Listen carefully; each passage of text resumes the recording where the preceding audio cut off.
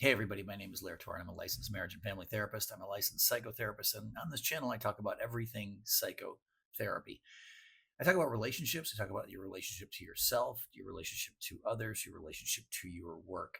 Our relationships are the lifeblood of everything that makes our life worth living. And so all the things that factor into our lives factor into relationships, either again to the people we love the most, to ourselves, or to the work that we do that is obviously so important. And today I'm going to be talking about something that might seem like it's kind of a horse that's been kicked already, right? Like a thing that's already been done, a subject matter that we've already covered, and that's the subject of stress. But today we're going to be taking a new look at stress and how to deal with stress. Stress, by and large, is one of those things that we think we've heard all the data on, we think we know so much about, and we think we've kind of been given plenty of tools to deal with stress, but it doesn't really work today. I'm going to be talking about some groundbreaking studies that actually give us some amazing tools, amazing ways to actually circumvent our stress and channel stress into a new direction. But look, if you have not subscribed to the channel yet, go ahead and hit subscribe and share this information if you think there's someone out there that perhaps needs it. But let's talk about what we know about stress. Stress stress is the body's natural response to threat, to challenges. That's one that often gets overlooked. It's not just about triggers, it's not just about threats. It's also about the challenges that come up in our lives. And there is a cascade of physiological responses that happen really to prepare us for something in our lives. And I think a little bit of stress arguably is a good thing. A little bit of stress goes a long way with regard to preparing us for cold, rainy days, right? Put a little bit of stress, puts a little money in the bank, puts a warm coat in the closet. So a little bit of stress is really, really helpful. But common physiological responses to stress include, of course, the release of hormones like adrenaline, cortisol, which lead to an increased rate in heart beat. You get shallow breath, your blood pressure goes up, your breathing rate, of course, I already said, goes up, as well as muscle tension. And when these things happen, very often it's alarming. But these responses, while helpful in the short term, are often detrimental to our health in the long term. And that's when we get into the area of chronic stress. And what we know about chronic stress is a lot, right? Obviously, chronic stress is not particularly good for us. There was a study done not too long ago, 110,000 participants, so a fairly large sample size of people over 21 countries. And so that sort of ferreted out that cultural aspect of maybe certain cultures have more stress than others. And they also adjusted for factors like smoking, being overweight and obesity, and hypertension within this study.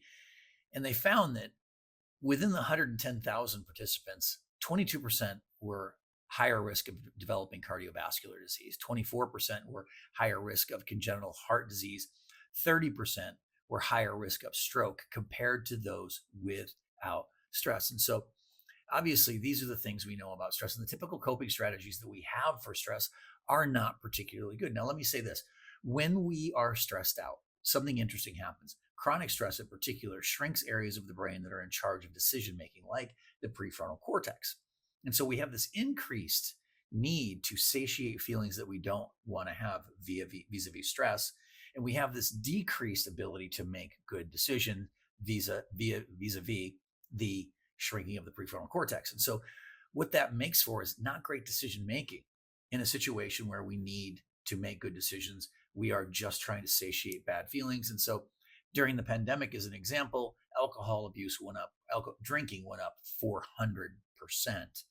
And so what that shows us is during times of stress, we reach for the easy thing.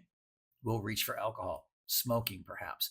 We will imbibe on comfort food, right? Because we eat food, it's comforting. Oxytocin is released into the bloodstream. That feels good.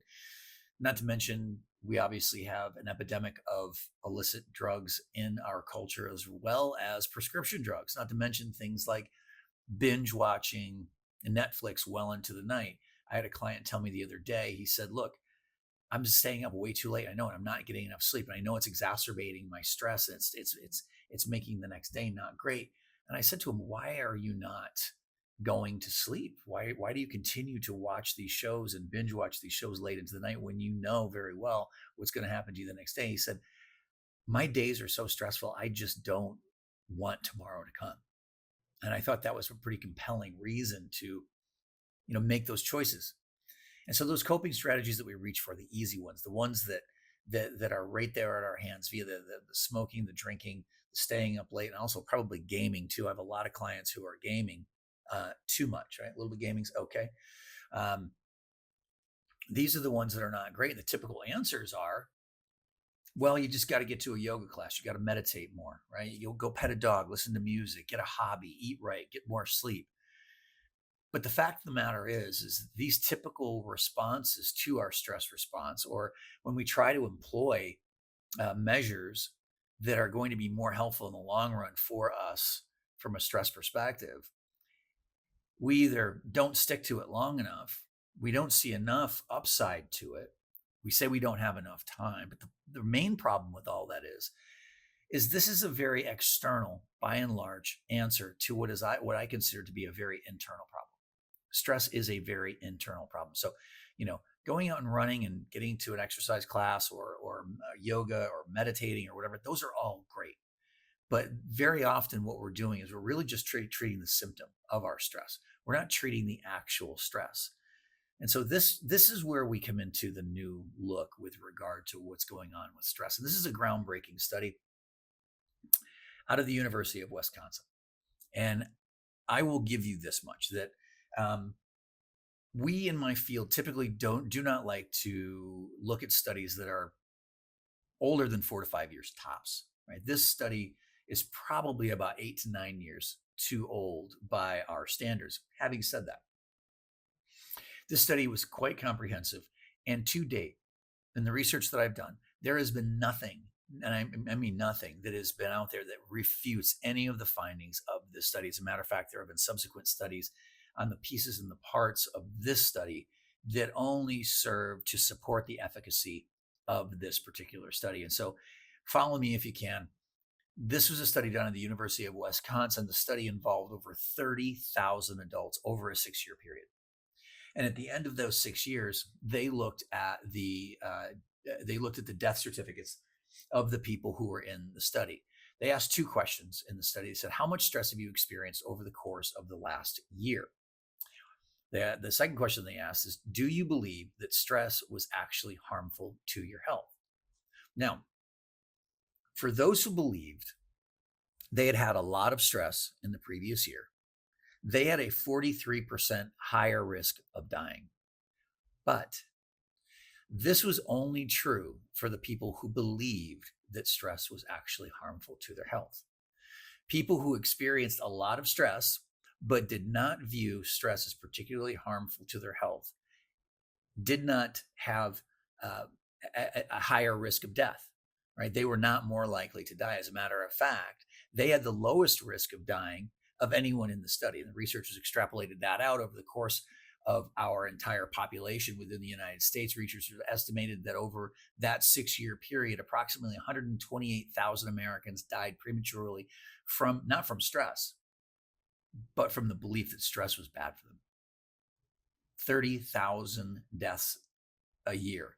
That puts death due to belief about stress being bad at in the top 20 of death rates in the US. Now, we can think about the profundity of this. What does this mean, right? That it's not necessarily the stress per se that is killing people. It's what we believe about the stress that is so important. And so it brings into mind the question, can our psychology about our stress change our physiology around our stress? And so what I would like to offer into this conversation is a little quote by Eckhart Tolle. He said, "The brain tells a story that the body believes." Let me say that again. The brain tells a story and the body believes it. And what does that mean?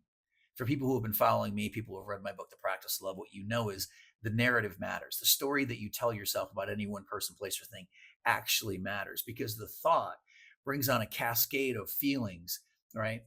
And then those thoughts bring on, or those feelings bring on more thoughts. Those thoughts bring on more feelings. And I call this the thoughts, feelings feedback loop. And your body fires off chemical responses to support whatever the brain's telling it to do. The body is like a bartender, so to speak, mixing up cocktails of experience. We call them feelings, but they're really just chemical responses in the body that support whatever the brain is telling it to do. And so that's why the brain tells the story, the body believes it. And so that's what this whole study is sort of predicated on.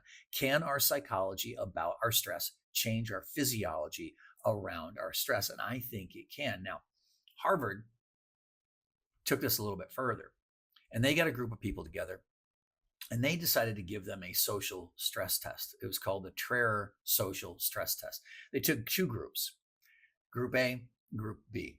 Group A, they told them, they coached them, they said, look, stress is actually good. Your stress response is really just your body preparing you for something, right?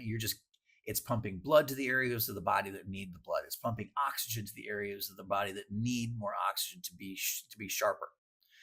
Group B, they didn't tell them anything. And so then they gave them this social stress test. They got the two groups together and they said, look, guys, on the other side of these doors is an auditorium full of people. You have 5 minutes to prepare.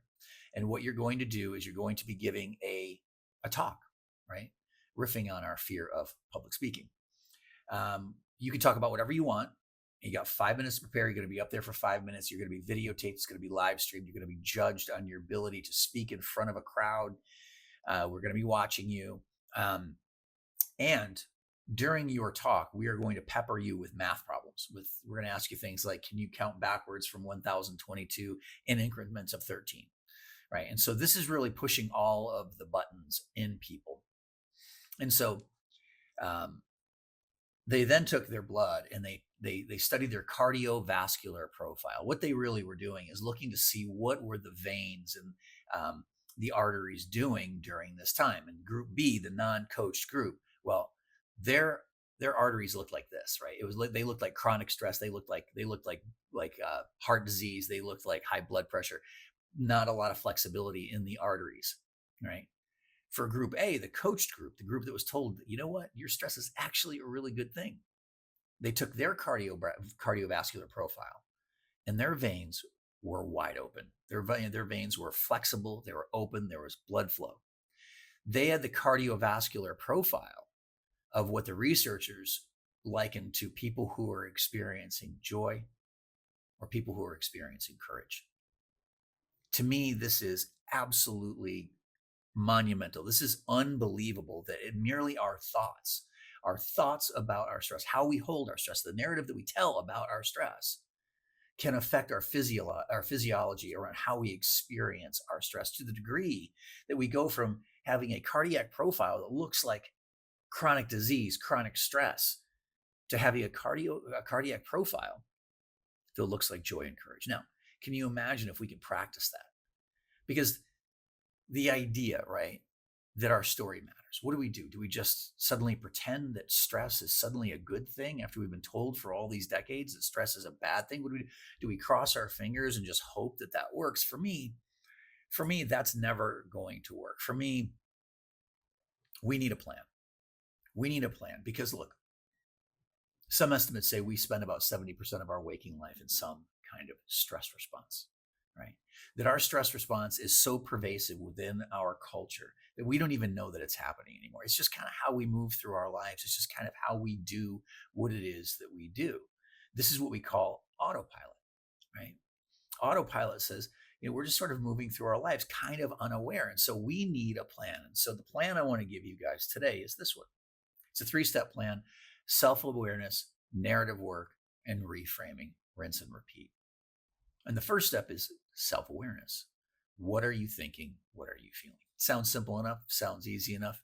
It's not. I teach self-awareness training every day, all of the time in my practice. Why? Because it's so freaking important for people to learn to be more self-aware, to wake up. The brain's natural propensity is to go on autopilot. We want to automate everything because we're taking in about 400 billion bits of information through the various ports in our bodies per second. We need to automate. So the brain pulls towards automation, means that we kind of go to sleep. And so we have to turn off that app, so to speak, and turn on self-awareness. And that's a little bit more difficult than we tend to think. Self-awareness asks us to stop, to push pause, and to notice what we are thinking, to notice what it is that we are feeling. And again, I see psychotherapy as an example. Western clinical modalities are amazing and extraordinary and awesome in all of the ways. But the reason there has been such an influx over the course of the last few decades of Eastern-based philosophy is because without the Eastern-based philosophy of awareness training, those practices, those methodologies that we've come up with in the West, they can't really find their purchase up here, right? We don't remember to do them. So the first step has to be to become aware, to stop, to push pause, and to notice what? What am I thinking? What is the narrative that I'm currently playing about my stress? Am I stressed out? And what's the story I'm telling myself? Is it a story of woe? Is this a victim saturated narrative? Is this a story that says what's going to happen to me now? Right? So really important that we stop and notice, stop and push pause, that we check in with what it is that we're thinking, what it is that we're feeling. Step 3, reframing. Reframing becomes a really important aspect. And so again, it comes back to that question: what do we do? Do we just cross our fingers and hope that suddenly we're going to be able to reframe this and say that there are no weeds in my garden, there are no weeds in my garden, when there's obviously weeds in my garden? No. Well, we have to recognize the first way we can shift our narrative, shift our story, is to recognize that the stress response is flexible. That we can actually teach an old dog new tricks. And if you're telling yourself, I'm an old dog and you can't teach me new tricks, that in and of itself is just a narrative. Stress responses are not fixed. You can learn to shift from a fear-based response of fight, flight, to a more adaptive response, like the challenge response, which I'll get into in a minute, or the tend to befriend response, which I'll get into in a minute, depending on how you frame the stress. The key insight here is neuroplasticity is a real thing. You are not stuck with a harmful stress response unless you want to be stuck. It's a trainable organ, just like the brain's a trainable organ, just like any other muscle. Now, the second thing to remember is oxytocin, the seek, support, and seek to support reframe, right? The tend and befriend. Oxytocin is released when we have a stress response. Oxytocin is actually a stress hormone. I did not know that until just very recently. And when you help others, when you reach out, your brain releases oxytocin, which reduces inflammation, helps your blood vessels relax, and aids in cardiovascular repair. It reduces stress. And people who regularly engage in caring behaviors like taking care of a friend, caregiving at any level, volunteering, all of these people show lower blood pressure, less cortisol reactivity, meaning their hearts aren't as taxed by stress. Now, how is that a narrative shift? Recognizing that, look, when I am stressed out, this is really just my body telling me I need help. Those people will say, hey, I just need a hug. That's what's happening within them. When they're stressed out, they're having a particularly hard time. A lot of people will say, I just need a hug. Well, that's what that is. And so remembering that, and adopting that story, that during a stressful time, I'm just looking to connect with other people. Resilience is built through remembering that you are to seek support and to seek to support. Helping others activates reward centers in the brain, reinforcing a sense of purpose, social bonding, both linked to better heart health and longer life. Now, in my book, The Practice of Love, I talk about the oxytocin feedback loop, where you do something nice for your partner, it lands in your partner that something nice has been done for them. And then you see that. So now we have this feedback loop going. And so that's what this reframe around stress and oxytocin is all about. There's also the idea of radical acceptance. Radical acceptance is the concept and practice of fully accepting reality. I'm going to do a whole talk on this very, very soon. It's accepting what is without resistance, without judgment, without denial. And when that reality is painful or unwanted, that's particularly difficult. But when we can practice radically accepting even those things that we really don't want to accept, this is when we start dramatically shifting our stress response. And why? Because radical acceptance impacts our stress response. because it stops the resistance loop. Much of our stress does not come from the situation itself necessarily, but from our mentally resisting it. We adopt these narratives of this shouldn't be happening. I can't handle this. What's going to happen to me now? Radical acceptance quiets that inner struggle by saying, this is in fact what's happening. And now this is what I'm going to do about it. And so this reduces our emotional reactivity. Accepting reality, especially when it's painful, lowers the intensity of our emotional responses, like our anger, like our shame, like our anxiety, and it brings us out of our fight, flight, freeze and into what we call grounded presence. And this increases our psychological flexibility. And when you're no longer locked in the denial of the situation, when we're no longer avoiding it, and we're out of rumination, which is really just those thoughts, feelings, feedback loop on loop, you become freer to respond more creatively and to problem solve more effectively. And so this all helps to regulate our nervous systems, right? By accepting, it activates our parasympathetic nervous system, and that reduces our cortisol. And this promotes more calm, and this leads to inner peace. It leads to the letting go of the this shouldn't be happening narrative, which only informs and brings out more stress. And so radical acceptance doesn't mean that we're just going to give up and throw up the white flag. It means giving up the fight with reality, which of course reduces our stress load.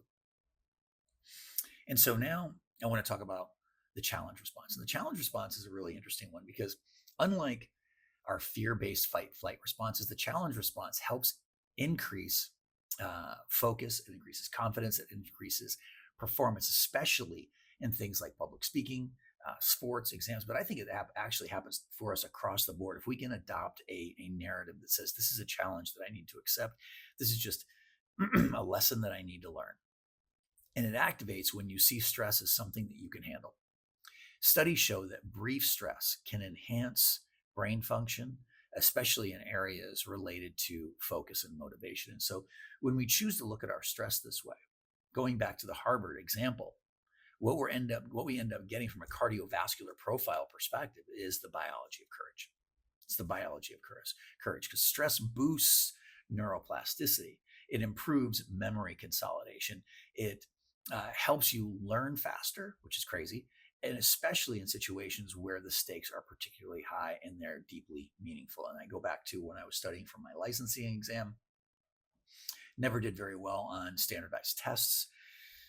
And so there I was the day of the test, and I walked all the way. I was living in New York City, walked all the way to the testing site, about 10 blocks. By the time I got there, I was like, arms were heavy, knees weak, vomit on my sweater already, kind of a thing happening for me as I stood there looking across at the big building, knowing that I had to go do this thing. And I was nervous. I was in a full-blown fear stress response.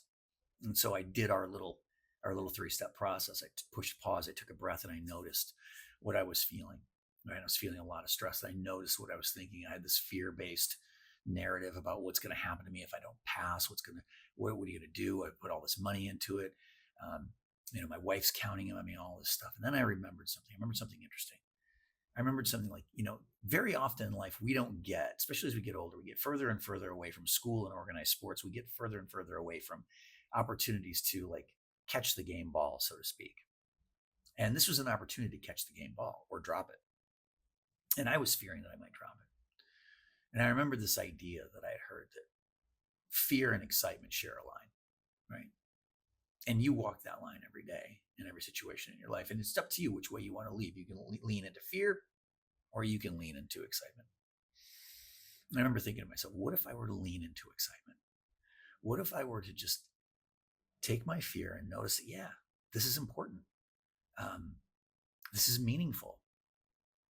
And that day I leaned into my excitement and passed on the first try, right? Situations where the stakes are high and are deeply meaningful. This is the place that we can really turn our stress around, especially when we find meaningful things. Stress aligns us, and this is a narrative shift. This is another one. Stress can align us with our values. Stress can align us with the things that are important to us. Stress Stress often arises in areas that matter to us deeply. Relationships, the goals in our lives, and the responsibilities that we have are all things that are important to us, all things that can cause stress responses in us because we care.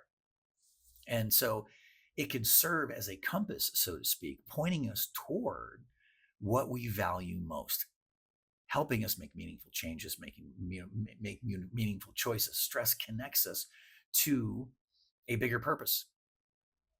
When people reframe stress as a signal of purpose, of something that is important to me, they report higher levels of meaning in their lives, higher levels of motivations in their lives, and a satisfaction in their lives that others don't. And so stress can also show you what's important. And viewing stress as helpful, it increases self-efficacy, right? People who reframe stress report greater confidence in their ability to handle the difficulties of life. This leads to improved problem solving. This leads into becoming more persistent, and a success rate that is leagues higher than those who collapse into their stress. I think the thing that we need to remember is we can do hard things. We have to remember that we can do hard things. And so we can decide to lean into our fear, or we can decide to lean into our excitement. It's actually our choice. I think life, by and large, is a choose your own adventure. If you remember those old books, right? You get to decide what narrative you want to imbibe upon. You get to decide if you want to be someone who can do hard things. And so we want to go through our 3-step plan. Step 1, self-awareness. Step 2, what's the story you're telling? Step 3, what's the reframe look like? And I gave you a bunch of ideas of what you can reframe on. Now, this is an easy 3-step process that really does help you reframe your stress and come at your life from a very, very different perspective. The hardest part is remembering to do it. And so that's the new look. That's the new reframe on stress. That's the new face of stress and how we can circumvent our stress and actually use it to our advantage. If you liked anything that you've heard here, please don't be afraid to share it, and don't be afraid to hit that like and subscribe. I am Lair, Torrent, your licensed clinical therapist, hoping that we will see you again back here sometime soon.